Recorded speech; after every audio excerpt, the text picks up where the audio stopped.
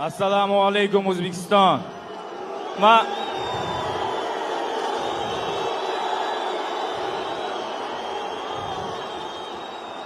Men uchun kelganlar bor.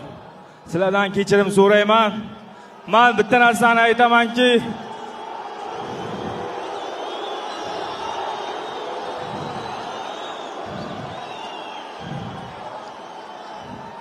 u faqatgina stolga ishlayman degandi. Menga kurash yo'q, parter yo'q.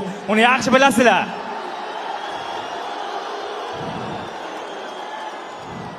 Men faqat Muaytayga kickboks urish o'rgan bo'laman. Sizlarni hammalaringizni yaxshi ko'raman, yaxshi ko'rib qolaman.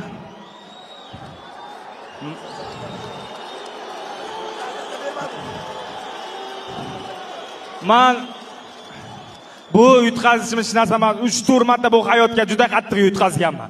Mana shunday inshaalloh ketaveraman. Sizlarni yana bir xursand qilaman. Meni kechiringlar faqat.